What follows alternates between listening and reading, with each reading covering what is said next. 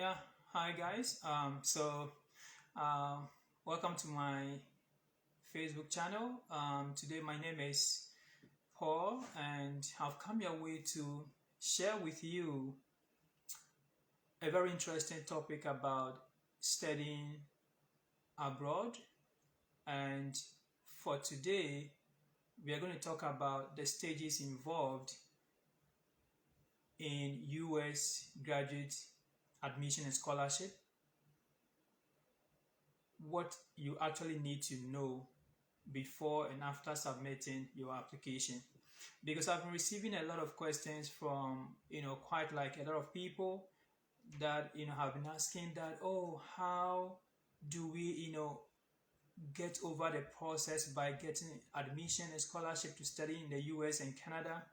And so I've come your way this morning, this afternoon, this evening, to share with you the stages involved in gaining admission and scholarship to study in Canada and US, what you need to know before you submit your application and after submitting your application. So I welcome you here, and if you have joined me here, I want to say a very big thank you for joining my broadcast. I would encourage you to share this broadcast, invite other people to also join in the conversation so that we can, talk about this, because it's very important that we get to understand the stages involved in graduate school applications. And so you need to understand that there are a lot of stages involved. And so it is not just about submitting your application to a US or a Canadian university, it goes beyond that. And so I've come your way to explain to you the stages that you need to understand when you are making a school application to study a graduate program in the US and Canada. And so I'm going to share with you these stages so that as you prepare your application for the fall semester 2023, you'll be able to well equipped to be able to understand what you are required to actually do. So let's get started. So if you have joined, let me say a big thank you to Busumulu. We know we have Nana Chunebua also there. We have George. I know quite some of you are still joining. And so just follow me and I will take you through what you need to understand. And so you should know that there are three stages involved in the graduate school admission and scholarship application process. There are three stages involved in the whole application process. And so when you are applying to a school, or when you are submitting an application to go and pursue a master's degree or a PhD degree, you should know that there are three stages. The first stage that I want you to know is that, one, you have to meet the graduate school requirement. You have to meet the graduate school requirement. It is important that if you want to really study in the US or Canada, then you should know that you, first of all, you have to meet the graduate school requirement. What does the graduate school requirement actually means, or and what does it entail? So you should understand that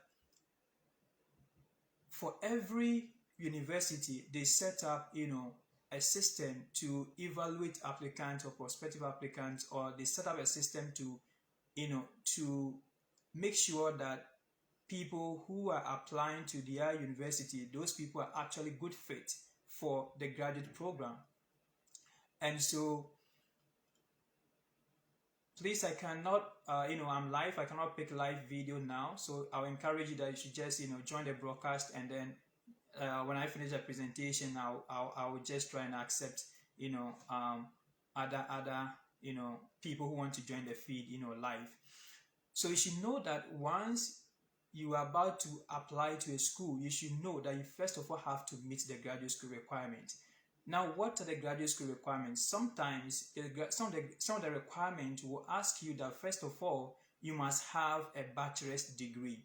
So that is a graduate school requirement. You must have a bachelor's degree. Another graduate school requirement will tell you that, two, you should have English proficiency score. In other words, you should have the International English Language Testing System, or the IELTS, or you should have TOEFL. That is in the case of the US. But in the case of Canada and the UK and other European countries, they will require you to, provide, IELTS. That could be the graduate school requirement. Again, the graduate school could also require you to actually have 3 reference letters. Okay, you should have 3 reference letters. In other words, you should provide 3 referees who will be willing to provide recommendation letters for you. And so you should understand that, some people are complaining about sound. Just let me see. Can you guys hear me? Type it. Let me see if type if you can hear me. Please let me know if the sound is okay.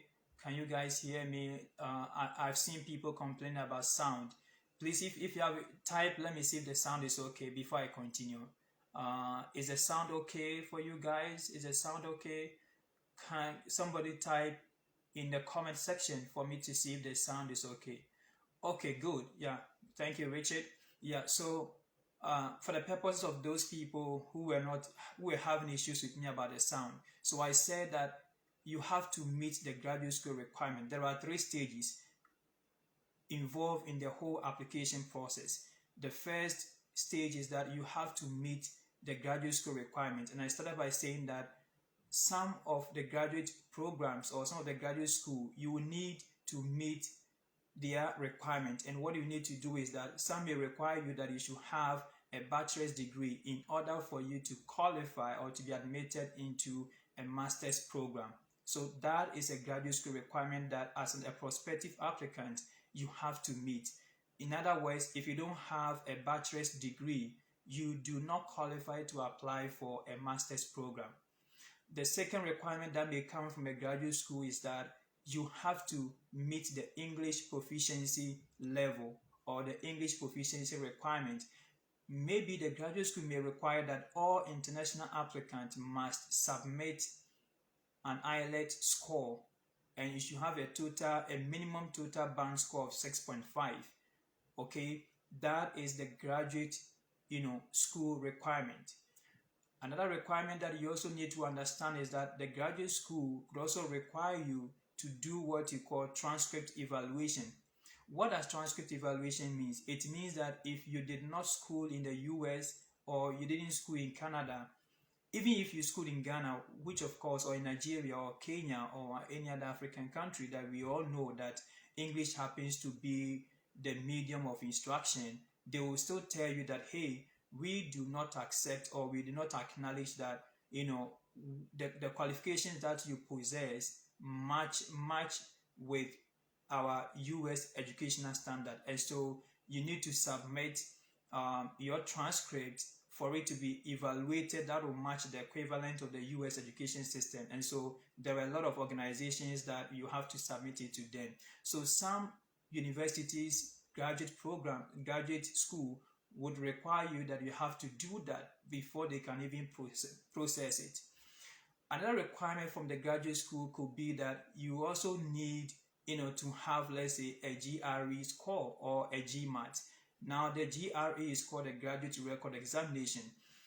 It is usually an exams that are written to test your mathematical and English language skills, and it's usually used for graduate school admissions. And usually people who want to study masters or PhD, sometimes they require you to have the GRE or the GMAT. That is if you're coming from the business background. So it could be a graduate school requirement that you have to actually meet. So the graduate school could set all these requirements. Apart from that, I talked about reference letters. Another requirement that you may have to meet is your reference letters. The graduate school could set a requirement that, hey, if you want to be admitted into our school, okay, you need to provide 3 recommendation letters. And they could even go ahead and say, oh, we need 2 academic reference letters and one professional letter. In other words, we need 3 recommendation letters. So what it means is that if you are applying for a graduate program and you don't provide these 3 reference letters, there is no way the graduate school would process your application. So the graduate school will set all these requirements in place. Then again, they will also set a requirement and say that you need to have a minimum GPA of 3.0. That is a graduate school requirement that you have to meet. All right?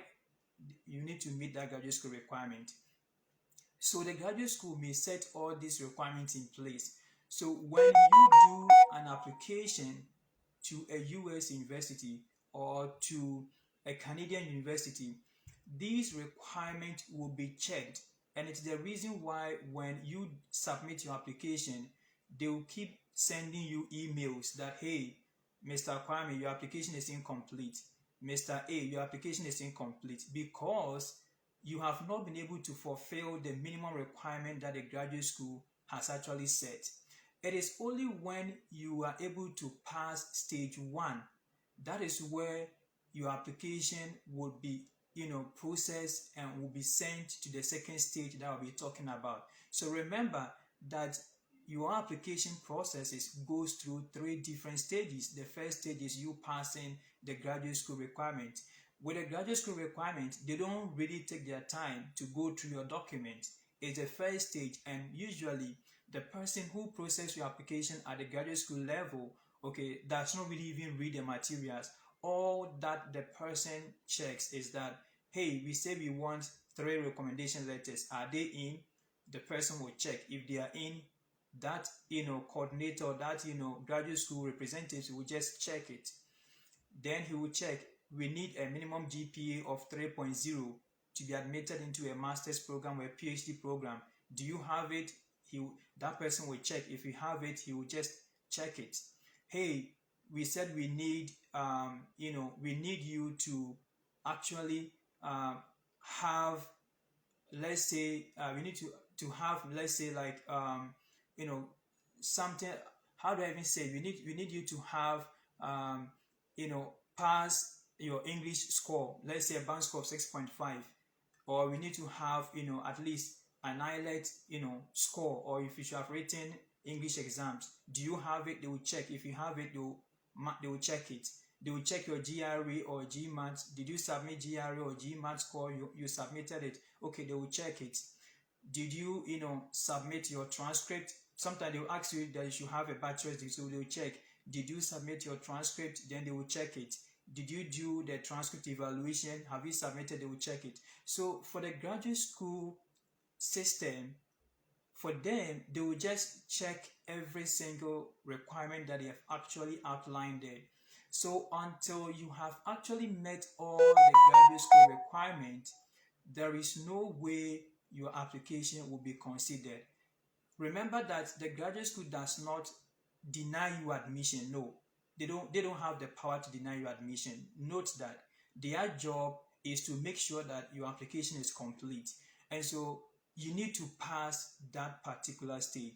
So if you are doing an application, remember that your application would have to go through the first stage, and that is why it's very important that you prepare a very competitive application process. You don't just do any resume, do any SOP, do anything anyhow. You need to take your time to read the graduate school requirement, get the knowledge, understand what is required of you. And that is the reason why we have set up this business consult, this graduate consult, to help a lot of you guys to be able to get the process right or get the process done. Because some of you would you understand that you will just go to the website, read the whole thing. You know that the graduate school requires you to produce an IELTS score, requires you to produce GRE, but you just ignore it, and then you just say, oh, me, I went to school in Ghana, I went to school in Kenya, I went to school in Malawi, I went to school in Nigeria. English is the medium of instruction, and so you're not going to obey it. If you do that, your application will be rejected because you have not met the graduate school requirement. And so note that you need to meet that requirement, and that is why we have CEA business consult available to help you, to guide you through the process, to explain what the graduate school requirement means and what you need to do. Because you need a second eye to be able to help you to understand what a graduate school requirement is all about. Because if you miss that graduate school requirement, your application will not go to the second stage. And that is what you need to understand. And it's the reason why some of you do the application and within a month, 2 weeks or 3 weeks, you get rejection. In other words, your application didn't even proceed to the second stage. And it's the reason why you are not getting the required results. All right. And so you don't just prepare your transcript anyhow. You don't prepare your resume anyhow. You don't scan your document anyhow and upload them and submit them. You don't write your English anyhow. No, there is a professional way of writing these things and getting these things right, because that is the first step that you need to pass. All right. So make sure that at least you have passed the graduate school requirement. It is only when you have met the graduate school requirement, then they will transition your application to the second stage. All right. So for the graduate school, they don't care about your background. You could be, you could be an accountant, or you can be coming from an accounting background. You could be going to do geography program. They don't care. You could be coming from a nursing background. You want to go and do public health. They don't care.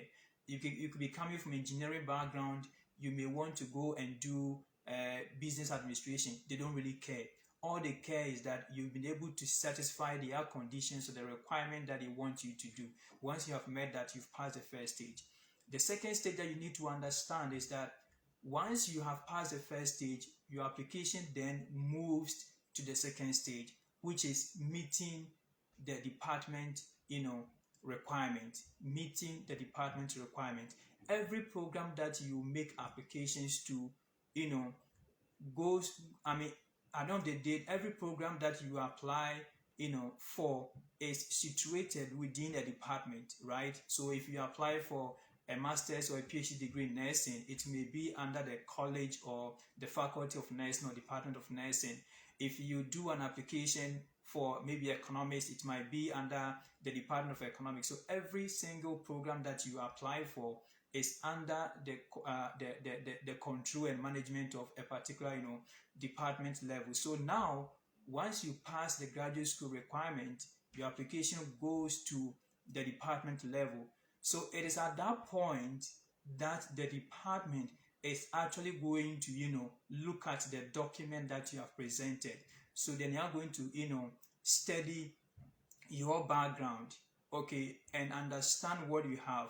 So at that point, they're going to look at your background. They will look at your degree certificate. They will look at your resume, your work experience. They will quickly take a glance, okay. They are not going to take their time to examine it. No, that is the second stage. So that stage, the department secretary or the department program director or program chair would they will take their time to just scan through it and see whether your application is competitive. In other words, they will check your resume, they will check your SOP, they will check your transcript, they will check your your English course and everything. If they check and they see that, oh, Charlie, your CV is so professional, it's so academic, so nicely well arranged, no grammatical errors, your statement of purpose is well written, your transcript, you scan them very well, everything is alignment, everything is well checked, and that is why we have this consult. That's why we have set up this CEA business consult, to help as many as we can, to be able to take you through the right process. You don't need to fail at this point. No, there is no reason for you to fail. You don't have any reason to fail. No. And so when you get to that stage, which is the department level, they will just take a quick scan of your document. If they check and they see that, you are coming from you did agriculture at bachelor's degree level, and then they check your resume, you went to work as a banker, then you say you're coming to do geography. It doesn't make sense. Do you understand my point? It doesn't make sense. Your background is in agriculture, your work experience is in banking. Now you come back, you say you want to go and do a master's degree in geography. It doesn't make sense. At that point, the school will just reject you. The admission committee will put you somewhere.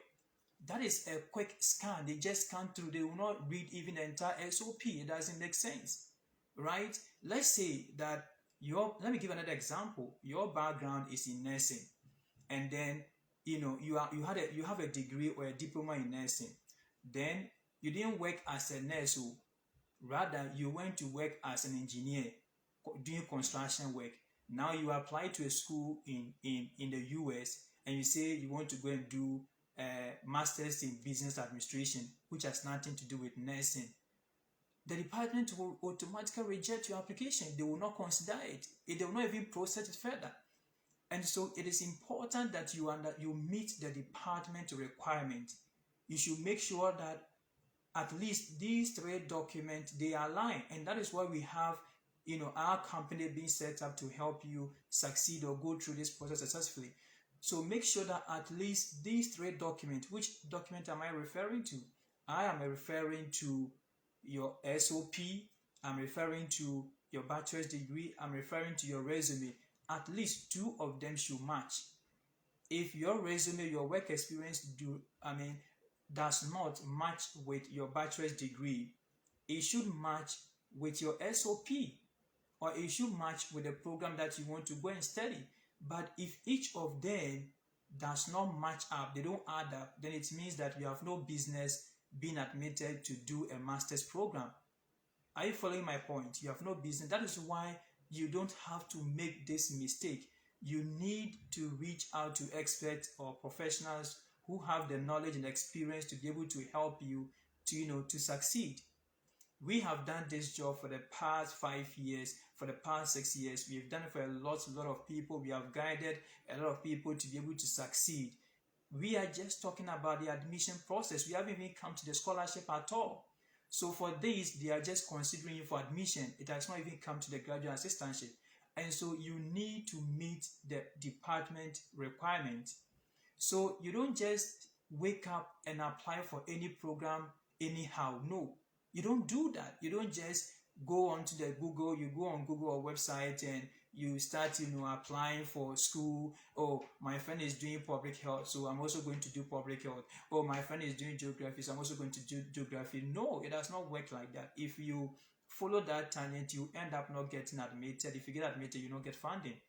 There are technicalities involved, and that is why CA Business Consult has been set up to make sure that we help you to be able to succeed. And so I would encourage you, if you are here and you are really serious, you want to succeed, you want to get this admission, you want to get this scholarship at all costs, then this is the time that you need to reach out to us for us to take you through the process and explain the technicalities involved. Because it is not rocket science. It is not rocket science. There is a laid down formula that you need to follow for your application to go through. So coming back to my point, so you need to meet the department,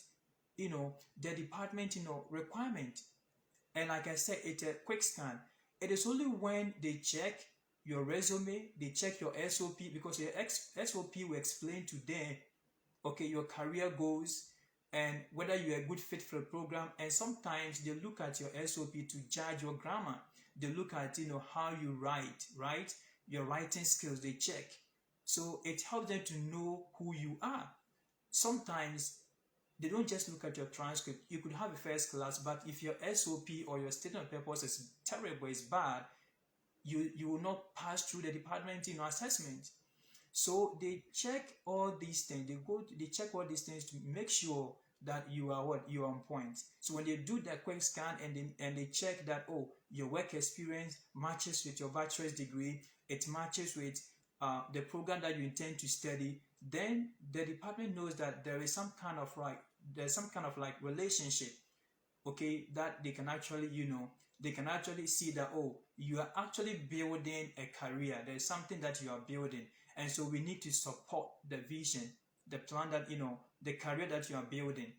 Okay, so it is only when you pass this second stage, then your application will go to the last stage, which is meeting the program requirements.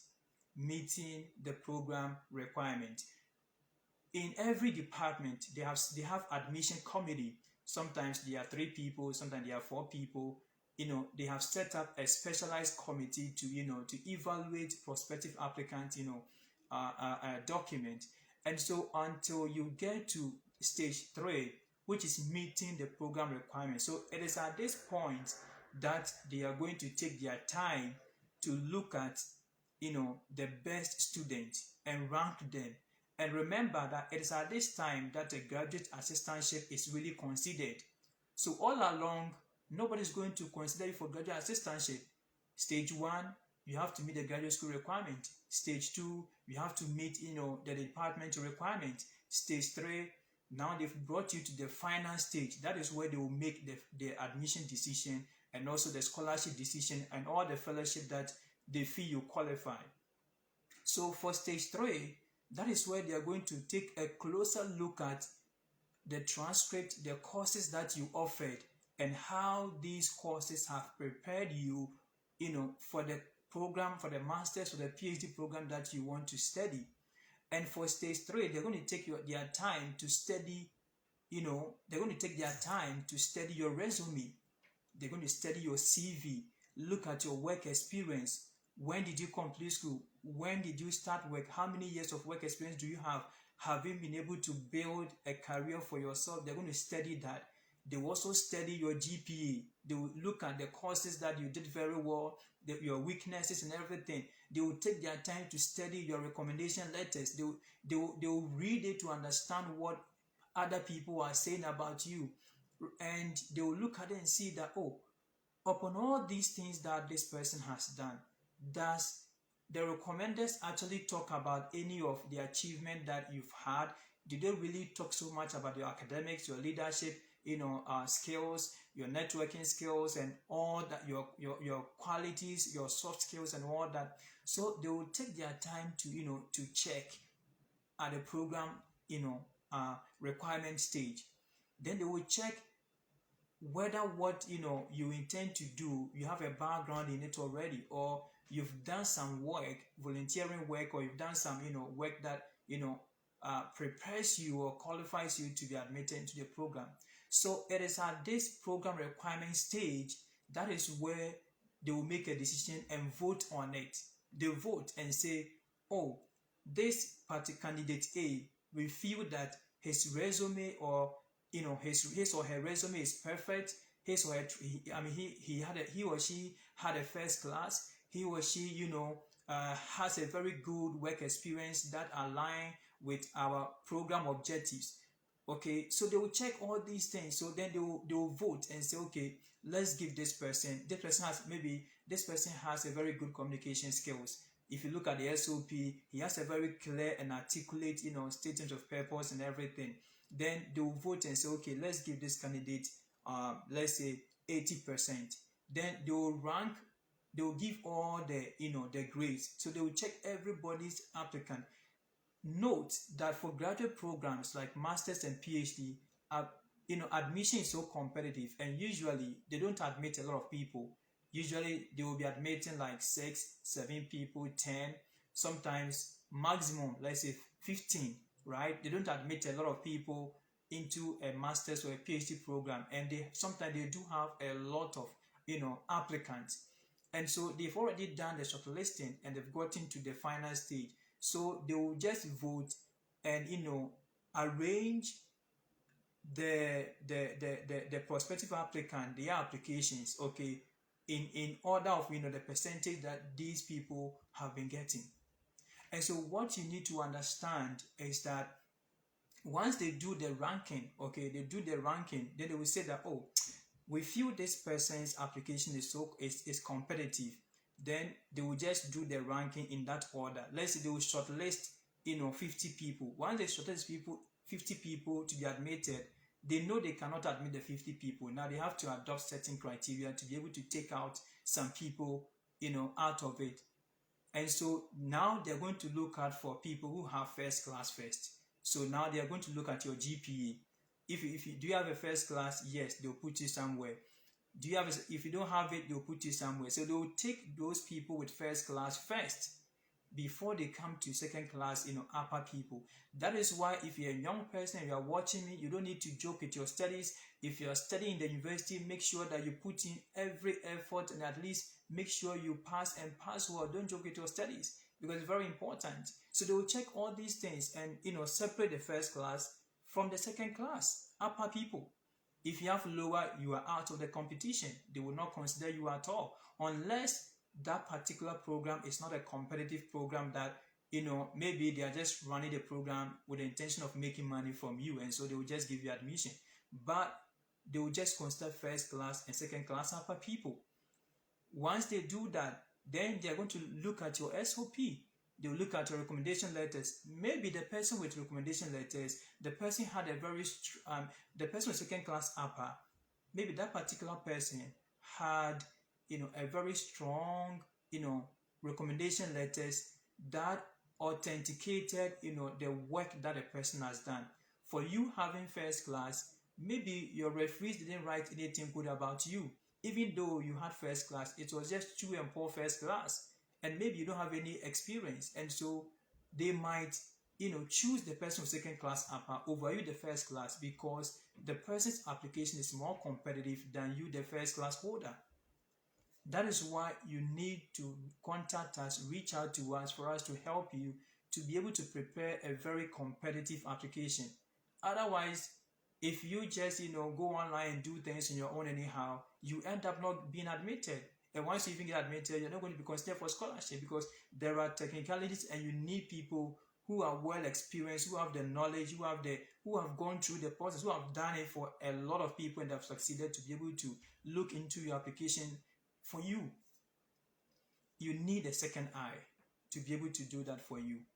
And so you need to pass through the third requirement. It's only when you pass through the third requirement that is where they will consider you for admission and also consider you for graduate assistantship. So graduate assistantship and admission are actually made at the program level.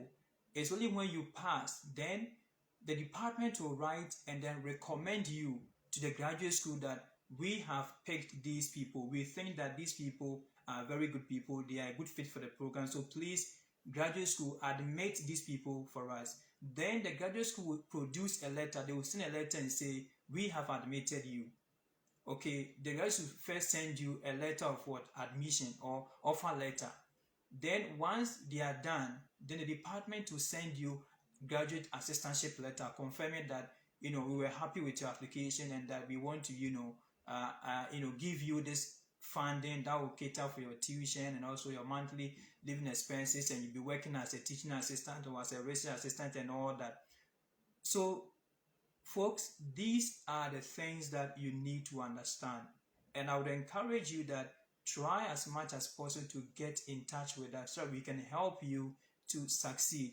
So please don't just go online, do any application, look for any program at all and say, oh, I'm interested in public health. Oh, I just want to go and learn environmental health. No, it doesn't work like that.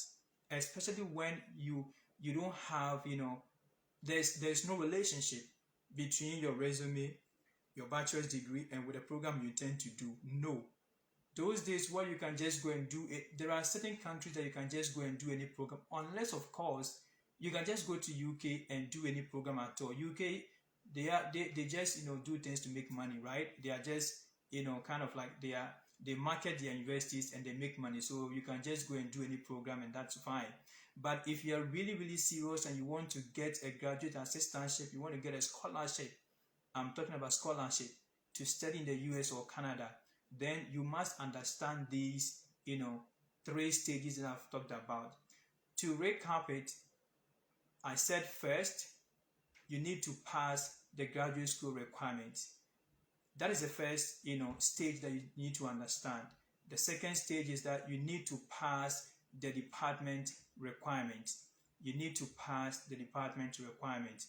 The third stage is that you need to pass the program requirements. Does the program that you have chosen, does it align, and all the things you've written, your SOP, your recommendation letters, your transcripts, your work experience and everything, do they match with the program objectives or the program goals? that will be tested. If you're able to succeed, then your application can be given a consideration, and then you can be given the graduate assistantship. But I don't want you to make that mistake. So I want you to reach out to us, contact us via WhatsApp, so that we can help you. Somebody will say, oh, maybe my first class, my second class upper. Is there a way for you to help me, guys? Yes, we have a way that we can help you. There are thousands and thousands of schools in Europe that we can help you get into. So I don't want you to get discouraged, even if you didn't get first class or second class, upper or lower.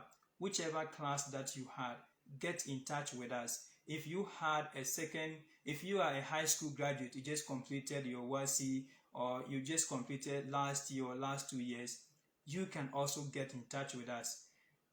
You can reach out to us on WhatsApp on +1 513 461 5804, +1 513 461 5804, +1 513 461 5804, or you can send us an email at ceabusiness.ca@gmail.com, ceabusiness.ca@gmail.com.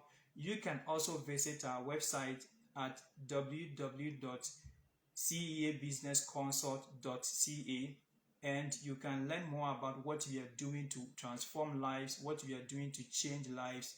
I will encourage you to get in touch with us, and we'll be able to help you. It doesn't matter your situation, even if you live in Europe, or you live in in Middle East, or anywhere you live in Asia, you can still get in touch with us, and we can help you to make your dream a reality. Thank you so much, guys.